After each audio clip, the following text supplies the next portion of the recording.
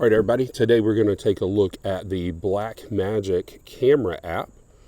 And you can see I've gone ahead and opened that up. First thing I'm going to do is I'm going to go into the settings. Actually, first thing I'm going to do, I'm going to turn my camera horizontally. And when you're using a camera in my class or a phone in my class, this is the orientation I should see. So what I'm going to do is I'm going to go down to Reset. I'm going to go to Blackmagic Cam Settings, and I'm going to click Reset Cam Settings. I'm not going to erase all content right now because I want to make sure I keep things that I've recorded, but I want to set my camera back up the way that it comes. So I'm just going to hit that, and I'm going to click Reset, and now I'm back to that. So what I'm going to do now is go up to Record, make sure I'm on the HEVC H.265 codec. You can see I've got a lot of different options here. I'm going to leave it on H.265. The next thing is resolution. For us in this class, we're going to record in 4K, so I'm going to leave that there. Our color space will be Rec 709, and then that's everything I need under the record settings. Now I'm going to go to camera, go up here. If you want to, you can turn on enable vertical video. That will allow you to film projects on your own that you may use on your social media in a vertical format. For this class, we're going to record everything in a horizontal format, even if you're ultimately going to use it on a vertical format. So I'm going to show you how to do that at some point, but you can turn that on if you want to. I'm going to leave mine off for now because it doesn't work with what I'm going for. Next thing is I'm going to look at the shutter measurement. I'm going to leave that on speed. If it is set to angle, that is what they use when they're doing film cameras and lenses. We're not going to adjust that, but here where it says flicker free, we're going to click that and set it to 60 hertz. That's what we use here in America. And I'm actually going to go ahead and lock my current orientation so that my camera will stay in horizontal mode. Right now, I don't really have to worry about everything else. I do want to check my media to make sure that Save Clips is going to in-app only. If you have an Android, that may be the only option you have, and that's okay. So what we're going to do now, come back over to the right, go up to the top where it says camera, and we're going to click onto camera. Now, you can see this is in my backyard looking down over a fire pit. Everything on my screen is blurry. You should see all of the functions though at the top of the camera, and at the bottom you should see like where it says iPhone microphone and the green and yellow is bouncing. But if for some reason you don't see these things, all you have to do is just tap on your screen and swipe up or down, and those things will come up or go away depending on what you need them to do. I leave them on there all the time because I like to reference them and make sure they're doing what I think they should be doing.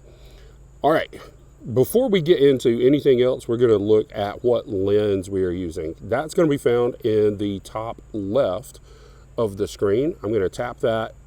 It went blue, and now it's giving me options over on the right side of the screen. The 1X camera is the best camera that you have on your phone. It is the best camera that you have. Now, in my case, it is a 24 millimeter camera. Yours may be 26, 25. I don't know.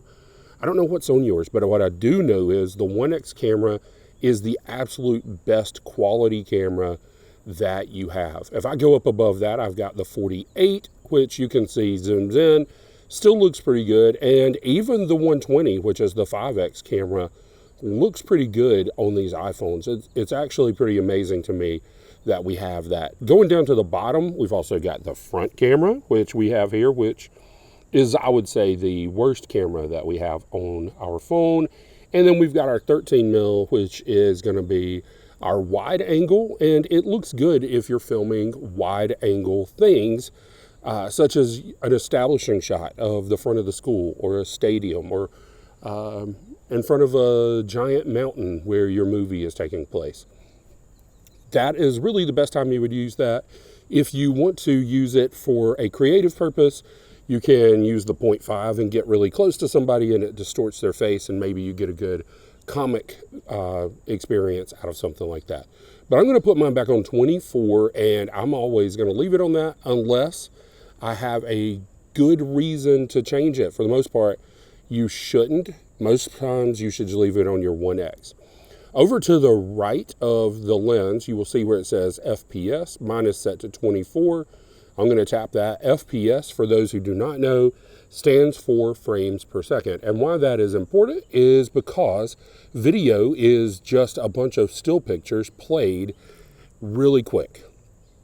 So when you see FPS, that's telling you that it is the number of frames or still pictures that you are seeing per second, or every second of your video. And there's a bunch of different frame rates that you can choose from, and you may have a preference. Film has traditionally been filmed at 24 frames per second. Technically, it's been done at 23.98, but we just say 24.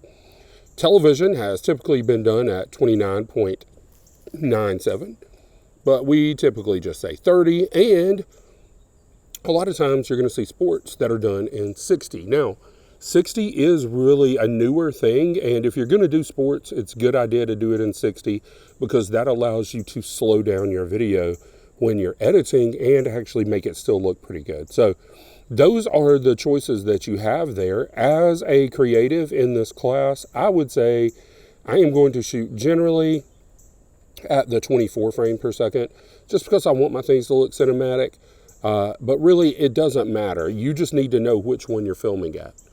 What I will say is, if you think for a second that you're like, I might want to actually put this in slow-mo, if you shoot in 24 frames per second, it's not going to work.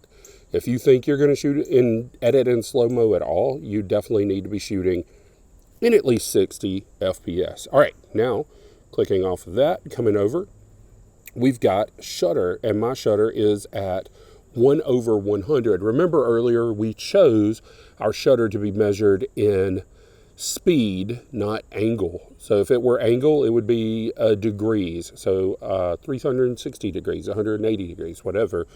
That is typically used with film cameras, and there are specific things that we can know about that later, but we don't have to worry about it now.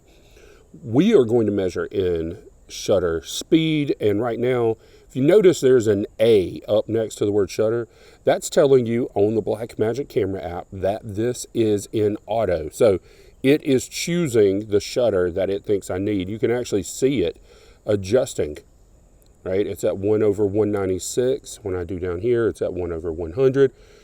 Why do you think that is? If you said because it's darker down here and brighter up here, you're right.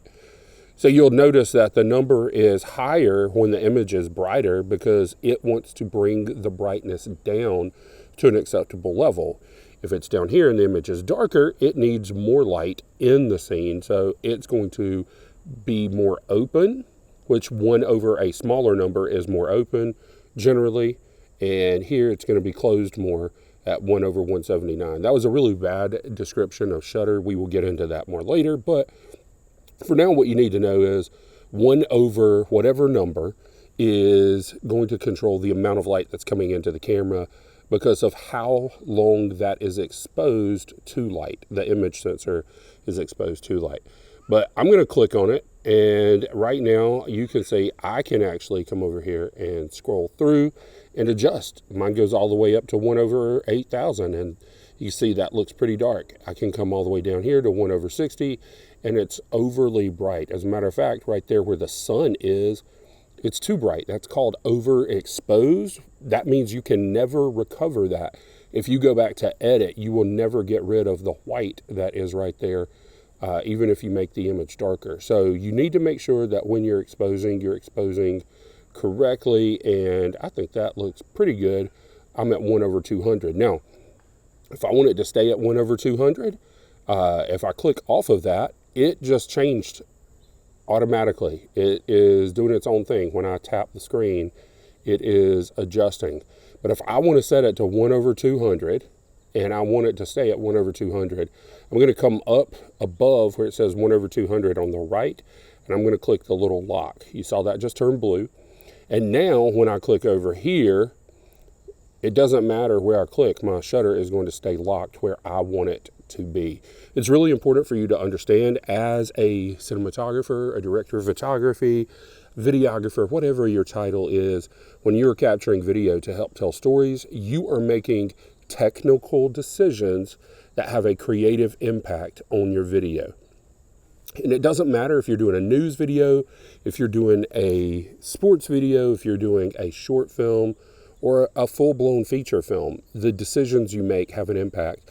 And so you need to know how to do that. And that's why I want you using this app instead of using another app where you just have no control. You just click and it records. In this case, you are learning how to use a camera, not just the Blackmagic cameras, which all of this applies across the Blackmagic ecosystem.